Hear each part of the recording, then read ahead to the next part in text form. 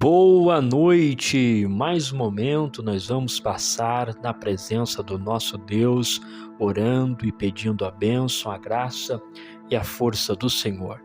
Eu me chamo Jeremias Lopes, estou aqui para orar com você e por você e juntos nós alcançarmos as misericórdias de Deus. Senhor, nosso Deus e nosso Pai, agradecemos a Ti por mais um dia de trabalho. Oramos agradecidos ao Senhor pela oportunidade que o Senhor nos deu de vivermos, de andarmos, de comer, pelo Senhor ter provido, Senhor, as nossas vestimentas, a nossa proteção física e espiritual. Agradecemos a Ti por agora podermos estar dentro dos nossos lares, orando a Ti e agradecendo ao Senhor por tudo. Oramos por aqueles que estão em dificuldades. Apresentamos ao Senhor diariamente os pedidos de oração, porque estas vidas estão necessitadas, Senhor, e são os nossos irmãos. E oramos por eles, aqueles que estão à procura de emprego, aqueles que estão necessitando de cura, aqueles que precisam de libertação, aqueles que precisam de um auxílio. Deus, só Ti pode, ó Pai, fazer. Por isso oramos ao Senhor e agradecemos a Ti pela Tua bondade. Neste momento, fale conosco através da Sua palavra. Em nome de Jesus. Amém. Graças a Deus. Salmo de número 20, diz o texto sagrado: O Senhor te ouça no dia da angústia, o nome do Deus de Jacó te proteja. Envia-te socorro desde o seu santuário e te sustenha desde Sião. Lembre-se de todas as tuas ofertas e aceite os teus holocaustos. Conceda-te conforme o teu coração e cumpra todo o teu desígnio. Nós nos alegraremos pela sua salvação e em nome do nosso Deus alvoraremos pendões. Satisfaça o Senhor todas as tuas petições. Agora sei que o Senhor salva o seu ungido, ele o ouvirá desde o seu santo céu com a força salvadora da sua destra. Uns confiam em carros e outros em cavalos, mas nós faremos menção do nome do Senhor, nosso Deus. Uns encurvam-se e caem, mas nós nos levantamos e estamos de pé. Salva-nos, Senhor, ouça-nos, ó Rei, quando clamarmos. O Salmo de número 20 é um salmo também de Davi. Ele expressa a confiança em Deus. É um salmo muito importante para a nossa jornada de fé, porque ressalta valores que nós devemos guardar, como o verso 1 que diz: o Senhor te ouça no dia da angústia. No dia da angústia, Deus nos ouve. Davi, ele escreve dizendo que o Senhor ouve no dia da angústia. E o Senhor, além de ouvir, ele também protege. Mais do que proteger, ele envia socorro desde o seu santuário. Mais do que enviar socorro, ele também vai sustentar. Então Deus ouve, Deus protege, Deus envia socorro e Deus sustenta. Olha só que princípio que Davi deixa aqui para nós. Um Deus que nos ouve na angústia, um Deus que envia socorro, um Deus que protege e um Deus que nos sustenta. Este é o Deus que você serve.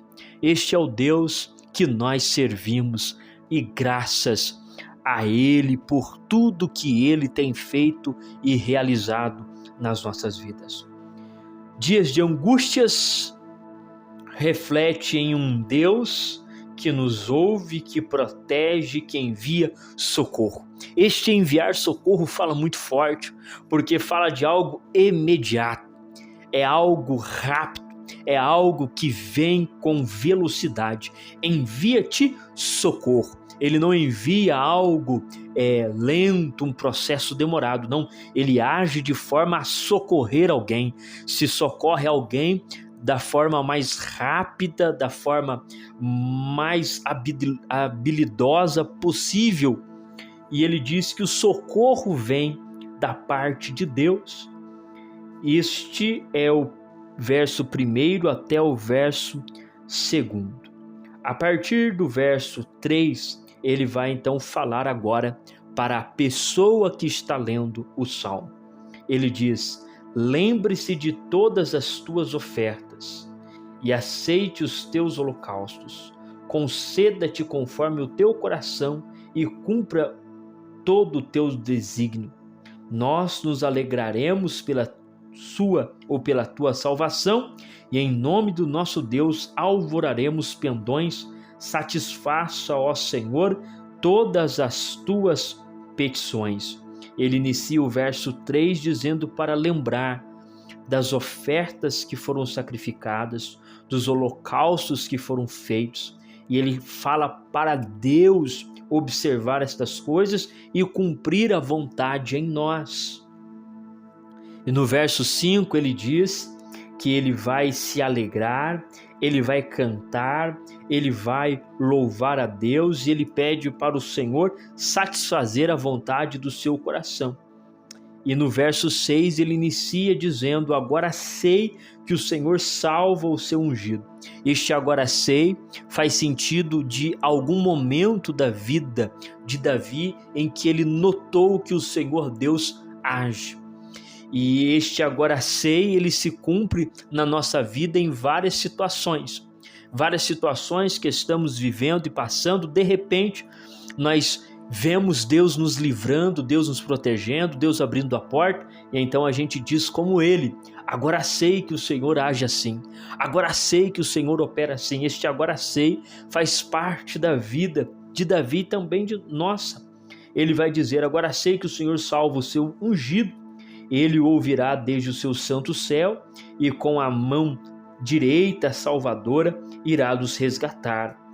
No verso 7 ele diz: uns confiam em carros, outros confiam em cavalos, mas nós faremos menção do nome do Senhor nosso Deus. Uns encurvam-se e caem, mas nós os levantamos e estamos de pé. Salva-nos, Senhor, ouça-nos, ó Rei, quando clamarmos. O verso 7 e o verso 9, ele fala da confiança, da estabilidade que há em Deus, de esperar em Deus, de aguardar a Ele. É um salmo que expressa muito bem como deve ser o nosso posicionamento. Deus, ele sempre está disponível para nós, para nos socorrer, para nos ajudar, para nos fortalecer, para ampliar a visão, para dar discernimento, para abrir a porta. O Senhor Deus está assim, mas é necessário o nosso posicionamento de ofertar, de sacrificar, de construir uma aliança com Ele. E aqui eu quero tirar 3 lições práticas para a nossa vida dentro deste Salmo de número 20, que o primeiro está no verso 7. Uns confiam em carros, e outros em cavalos. Na sociedade nós vamos encontrar pessoas com diversas crenças, diversas religiões, e vivemos numa época em que as pessoas acreditam em tudo e em todos, e isto faz parte da nova visão que a sociedade está tendo, e é natural que isso vai progredindo e avançando cada vez mais. Davi já via essa situação no seu tempo, que muitas pessoas confiavam em carros e cavalos. O que Davi está expressando? Esse carros e cavalos, ele está fazendo uma alusão às guerras. Os reis, eles iriam guerrear e eles colocavam a sua confiança no seu exército. Eles colocavam a sua fé, a sua crença no exército, nos cavalos, nos carros, nas espadas. E Davi, ele disse que ele não faria assim, mas ele iria fazer menção do nome do Senhor Deus. Olha que coisa linda. Em uma sociedade em que muitos confiam em carros e cavalos, Davi confiava em Deus. Isto parece ser simples, mas quando vamos aprofundando o pensamento, a gente começa a ver algo extraordinário. Por quê? Porque cavalos e carros se vê, mas fazer menção do Senhor é fazer menção de algo que não pode se ver. É natural nós termos mais confiança naquilo que vemos, naquilo que podemos tocar, naquilo que podemos agarrar. É natural que a gente venha confiar nestas coisas. Mas Davi diz que ele não poderia fazer assim. Davi diz que ele não poderia agir dessa forma, mas ele agiria de outra. Qual é a outra forma? Fazendo menção do nome do Senhor. Enquanto os outros reis preparavam as suas armas, preparavam os seus cavalos, os seus carros, preparavam toda ali o armamento bélico para a guerra, Davi estava preparando para falar no nome de Deus.